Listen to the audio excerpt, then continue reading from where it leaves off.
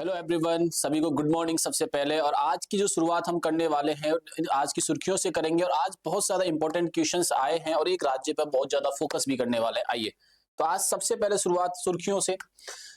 फरवरी 2026 में विशेष रूप से दुर्लभ आनुवांशिक लाइसोसोमल स्टोरेज डिसऑर्डर के लिए अपना पहला सरकारी समर्थित नेशनल बायोबैंक लॉन्च किया है। वो भारत ने लॉन्च किया है, हाल ही में किया है।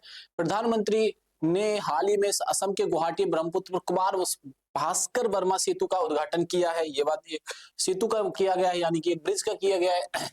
हाल ही में एशियन डेवलपमेंट बैंक ने असम में ब्रह्मपुत्र नदी के किनारे बाढ़ और कटाव के प्रबंधन के लिए भारत सरकार और असम सरकार के मध्य 182 मिलियन अमेरिकी डॉलर का अतिरिक्त ऋण मंजूर किया है, एडीबी यानी कि एशियन डेवलपमेंट बैंक ने। ये बात आप लोग यहां से ध्यान में रखिएगा।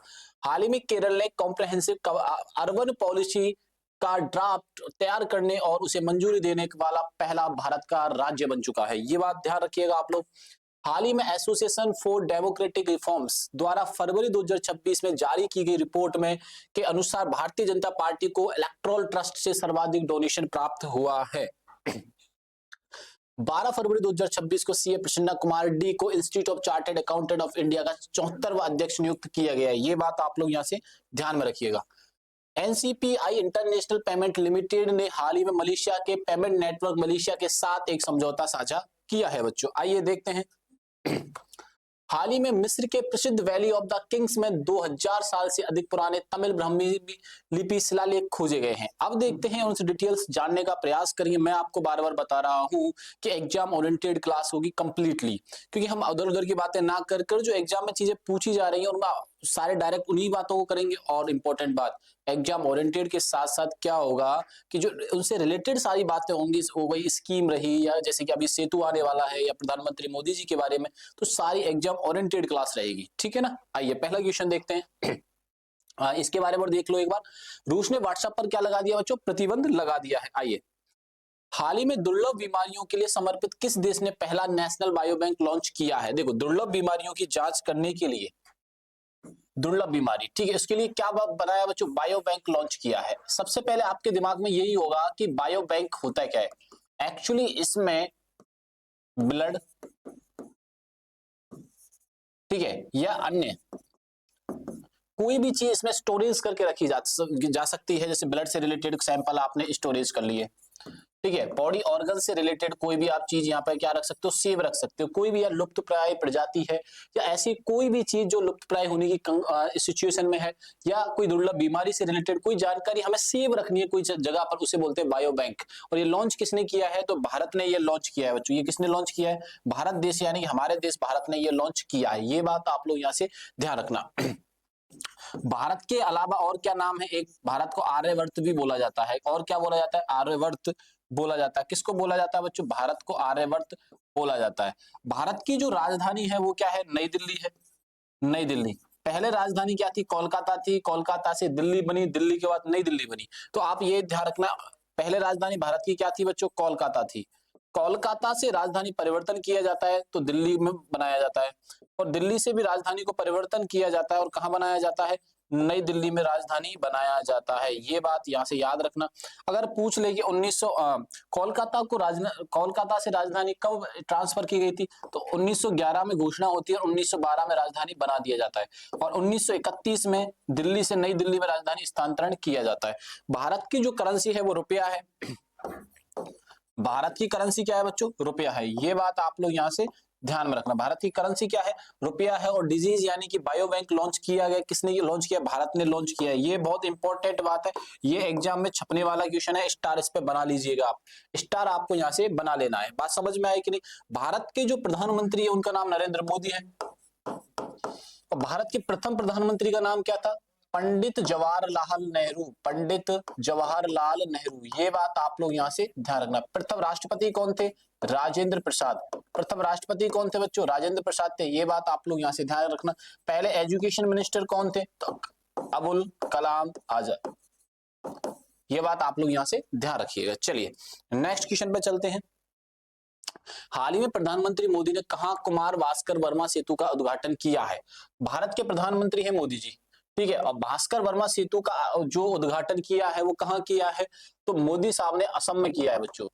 भारत के प्रधानमंत्री ने भास्कर वर्मा सेतु, भास्कर वर्मा सेतु, भास्कर वर्मा, भास्कर वर्मा सेतु का जो उद्घाटन किया नरेंद्र मोदी ने किया है, कहां पर किया है बच्चों? असम में किया है। कहां पे किया है बच्चों? असम में किया है। ये बात आप लोग यहां से ध्यान रखना। ये कनेक्टिविटी को बढ़ावा देगा, कनेक्टिविटी को क्या देगा बच्चों? बढ़ावा देगा। ये ईस्टर्न स्टेट में स्टार्ट किया गया है बच्चों, ईस्टर्न स्टेट में स्टार्ट किया गया, ये बात आप लोग ध्यान रखना। कहां पे प्रारंभ किया गया? असम के अंदर ये प्रारंभ किया गया। असम की जो राजधानी है बच्चों, असम की राजधानी क्या है बच्चों? असम की राजधानी है दिसपुर। असम की राजधानी क्या है बच्चों? दिसपुर है। यहाँ के जो सीएम है वो हेमंत जी हैं। सीएम कौन है? हेमंत जी। और गवर्नर जरूर याद रखना, लक्ष्मण जी आचार्य। लक्ष्मण आचार्य आप नाम याद रखिएगा, और लक्ष्मण जी को तो मैं वैसे ही नहीं भूल सकता, तो ध्यान रखिएगा। सीएम कौन है? हेमंत, और गवर्नर कौन है? लक्ष्मण। तो ये बात ध्यान रखना कि भैया ये ध्यान जरूर रखना है कि गवर्नर एग्जाम में पूछ लिया जाता है, ठीक है। और ब्रह्मपुत्र नदी का ब्रह्मपुत्र नाम किस राज्य में रखा गया है? तो वो असम के अंदर ही रखा गया है। एक इंपॉर्टेंट, असम का जो क्लासिकल डांस है वो कौन सा है? सत्रिया है। असम का क्लासिकल डांस क्या है? सत्रिया है। असम का क्लासिकल डांस सत्रिया है। बच्चे क्या करते हैं? भूल जाते हैं। और ये सत्रिया जो है बच्चों न्यूएस्ट क्लासिकल डांस है। न्यूएस्ट क्लासिकल डांस का मतलब होता है नवीनतम शास्त्रीय नृत्य। क्या है बच्चों? नवीनतम शास्त्रीय नृत्य है सत्रिया। ये बात आप लोग यहां से ध्यान रखना। और ये भास्कर वर्मा सेतु कहां उद्घाटन हुआ है? तो असम में इसका उद्घाटन हुआ है। ये बात आप लोग यहां से गांठ बांध लो। छपेगा ये क्वेश्चन, आप छपेगा, ये बात समझ लीजिए एग्जाम में, एग्जाम में डायरेक्ट आने वाला है। कॉपी पेस्ट कर लीजिए, स्टार मैंने बना दिया है इस क्वेश्चन को, ठीक है। गोवा की राजधानी क्या है? तो गोवा की राजधानी आपको यहां से याद रखनी है। तो सर गोवा की राजधानी है पणजी। और ओडिशा की राजधानी क्या है बच्चों? ओडिशा की राजधानी है भुवनेश्वर, जिसे टेंपल सिटी कहा जाता है। भुवनेश्वर, और भुवनेश्वर टेंपल क्या वो ओडिशा को क्या कहा जाता है? ओडिशा की राजधानी है भुवनेश्वर। भुवनेश्वर क्या कहा जाता है? टेंपल सिटी कहा जाता है। ये बात आप लोग यहाँ से ध्यान रखना। ओडिशा से पहले नाम क्या था बच्चों? इसका उड़ीसा था। और उड़ीसा से पहले नाम क्या था बच्चों? कलिंग। और कलिंग का आपने युद्ध आप सुना ही होगा, चंद्रगुप्त मौर्य नहीं, अशोक के द्वारा लड़ा जाता है। अशोक का हृदय परिवर्तन जो होता है वो किस युद्ध में होता है? कलिंग में ही होता है। और अशोक को बौद्ध की शिक्षा देने वाले कौन से गुरु का नाम क्या है? तो अशोक को बौद्ध धर्म की शिक्षा देने वाले गुरु का नाम है उपगुप्त। क्या नाम है बच्चों? उपगुप्त। ये बात भी अपने को यहाँ से याद रखनी है। चलिए नेक्स्ट क्वेश्चन पे चलते हैं। हाल ही में एशियन डेवलपमेंट बैंक ने ब्रह्मपुत्र की बाढ़ और कटाव के मैनेजमेंट के लिए किसे 182 मिलियन का ऋण मंजूर किया है? किस राज्य को मंजूर किया? वो सेम आंसर है भैया, असम को ही किया है। मैं आपको स्टार्टिंग में बता रहा था कि एक राज्य बहुत फोकस होने वाला है असम। आप समझोगे कि असम में आजकल बहुत ज्यादा चेंजेस आने लगे, बहुत डेवलपमेंट की तरफ असम बढ़ रहा है। तो हाल ही में एशियन डेवलपमेंट बैंक यानी ADB, ADB Assam sorry Asian development bank ने ब्रह्मपुत्र के बाढ़ और कटाव को रोकने के लिए एक 182 मिलियन ऋण की मंजूरी दी है। वो किसको दी है? असम राज्य को ही दी है। किसको मंजूरी दी है? असम राज्य को दी है। चलो आओ, एडीबी, एडीबी का मतलब बच्चों Asian development bank, Asian development bank. इसकी जो स्थापना होती है 1966 में होती है। इसका मुख्यालय कहां पे है? मनीला में है, फिलीपींस में है। ये बात आप लोग यहां से ध्यान रखना कि एशिया के डेवलपमेंट के लिए, एशिया के विकास के लिए कार्य करती है।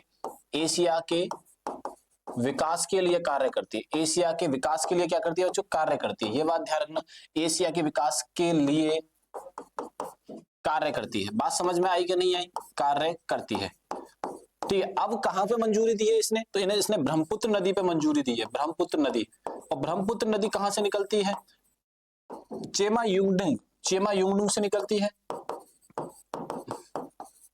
कहां से निकलती है? चेमा युंगडुंग से निकलती है, ठीक है। तिब्बत से होती हुई अरुणाचल प्रदेश से भारत में प्रवेश करती है।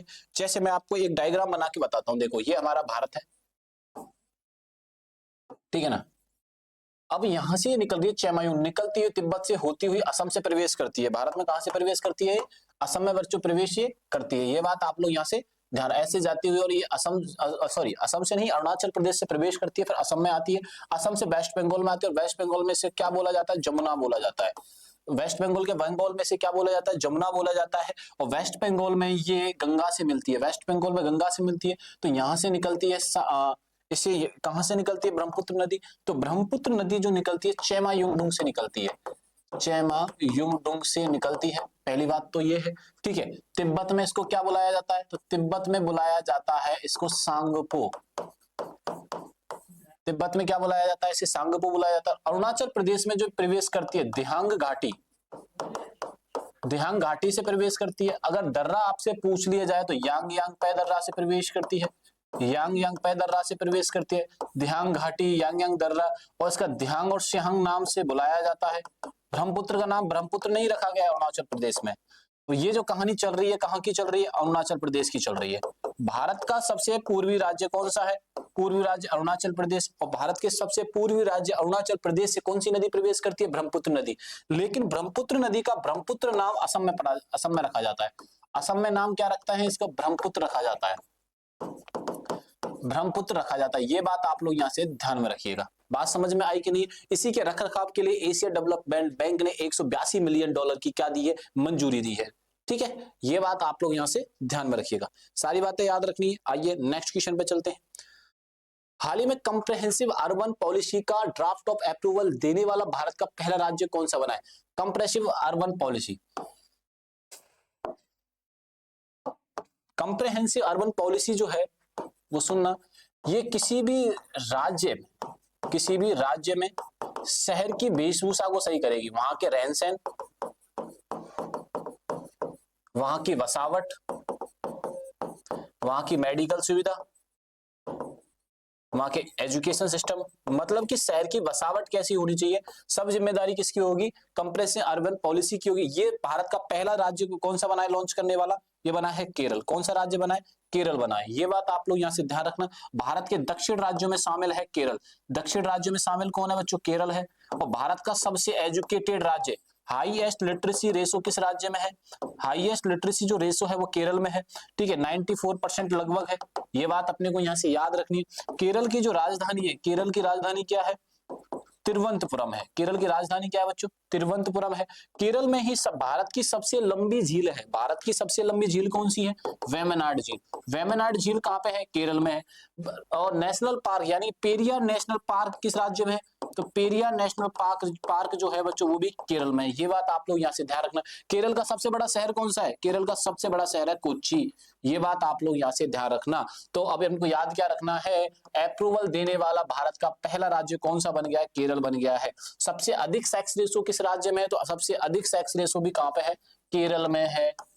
ये बात समझ में आई कि नहीं आई। चलो आगे चलते हैं, नेक्स्ट क्वेश्चन पे आ जाइए आप लोग। हाल ही में एसोसिएशन फॉर डेमोक्रेटिक रिफॉर्म्स की रिपोर्ट के अनुसार किस पॉलिटिकल पार्टी को इलेक्टोरल ट्रस्ट सर्वाधिक डोनेशन मिला है, तो बीजेपी गवर्नमेंट को मिला है। बस बीजेपी गवर्नमेंट या बीजेपी पार्टी को मिला है, यानी कि भारतीय जनता पार्टी को मिला है। बीजेपी बोले तो Bharatiya Janata party, Bharatiya Janata party. Bharatiya Janata party का गठन जो होता है वो 1980 में होता है बच्चों। ठीक है, भारत बीजेपी के पहले जो पीएम बनते हैं उनका क्या नाम था, अटल बिहारी वाजपेयी। अटल बिहारी वाजपेयी, अटल बिहारी वाजपेयी। और अटल बिहारी वाजपेयी ने एक बात बोली थी, बहुत फेमस है आज भी, कि सरकारें आती जाती रहेंगी लेकिन देश रहना चाहिए। सरकारें आती जाती रहेंगी, सरकारें आती जाती रहेंगी लेकिन देश रहना चाहिए, लेकिन देश रहना चाहिए।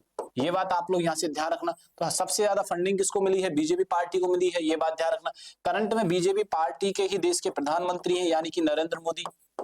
नरेंद्र मोदी किस पार्टी से आते हैं, तो ये आते हैं बीजेपी से। और बीजेपी के नए नए आपको पता होना चाहिए अध्यक्ष चुने गए हैं, नवीन जी। नवीन से नए आप याद रखना। ठीक है, बात समझ में आई कि नहीं। सबसे ज्यादा इलेक्ट्रोल के रूप में भारतीय जनता पार्टी ने डोनेशन प्राप्त की है। अगर सेकंड नंबर पूछ लिया जाए तो फेवरेट कांग्रेस भी कभी पीछे नहीं रही है। सेकंड नंबर किसने हासिल किया है, तो कांग्रेस पार्टी ने हासिल किया है। फर्स्ट किसने हासिल किया है, बीजेपी पार्टी यानी भारतीय जनता पार्टी ने ये प्राप्त किया है।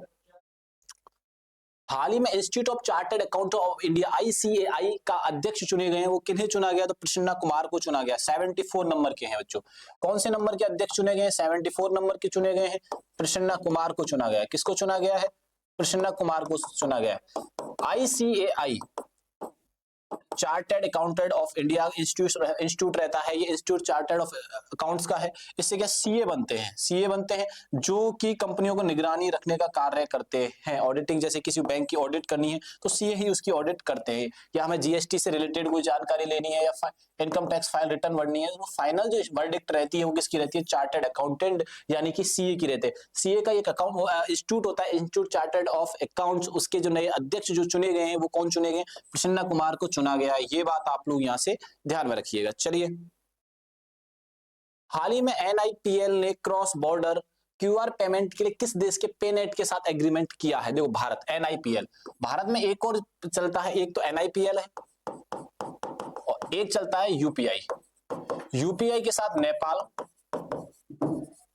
कतर जैसे देश है जो यूपीआई से डायरेक्ट पेमेंट ले सकते हैं, ठीक है। लेकिन एनआईपीएल से जो संबंध किया गया है वो किसका किया गया है बच्चों, मलेशिया का किया गया है। किससे एग्रीमेंट साइन हुआ है? हाल ही मलेशिया का। मलेशिया की राजधानी क्या है? कुआलालंपुर, कुआलालंपुर, ठीक है। यहाँ की जो मुद्रा है वो क्या है? रिंगित है। मुद्रा क्या है? रिंगित है। ये बात आप लोग यहाँ से ध्यान रखना। तो आंसर हमारा क्या हो जाएगा यहाँ से? मलेशिया हो जाएगा। अब मलेशिया में जब हम जाएंगे तो डायरेक्ट ही फोन से पेमेंट अपन कर सकते हैं। यूपीआई नेपाल में चल जाएगा, कतर में चल जाएगा, अन्य भी देश है, सिंगापुर भी है, सिंगापुर में भी क्या अप्लाई किया जा सकता है? यूपीआई के द्वारा ट्रांजैक्शन किया जा सकता है। ये बात आप लोग ध्यान रखना। तो आंसर हमारा क्या हो जाएगा यहाँ से? डी बच्चों हो जाएगा। हाल ही में किस देश के वैली ऑफ द किंग्स कब्रों पर तमिल ब्राह्मी शिलालेख मिले हैं? ये लगभग 2000 साल से भी अधिक पुराने मिले हैं कब्रों पर। ये मिले हैं इजिप्ट। कहां पे मिले हैं बच्चों? इजिप्ट में मिले हैं। इजिप्ट की राजधानी क्या है बच्चों? इजिप्ट की राजधानी है काहिरा, ठीक है। और इजिप्ट जो है वो नील नदी के तट पर है। विश्व की सबसे लंबी नदी नील, नाइल जिसको बोलते हैं, विश्व की सबसे लंबी नदी कौन सी है बच्चों? तो नील नदी है। कौन सी नदी है? नील नदी है। विश्व की सबसे लंबी नदी कौन सी है? नील है। अगर क्वेश्चन यहां से ये पूछ लिया जाए कि विश्व की सबसे बड़ी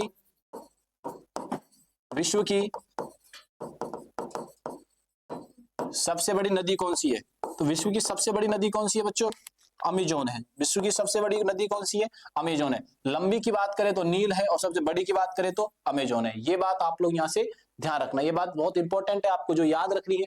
इजिप्ट, काहिरा, ठीक है ना। और कहां पे मिले हैं? इजिप्ट में मिले हैं।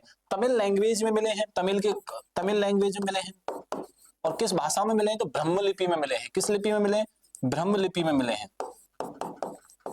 ये बात आप लोग ध्यान रखना। तमिल में मिले हैं। तमिल कहां पे बोली जाती है? तमिलनाडु में बोली जाती है।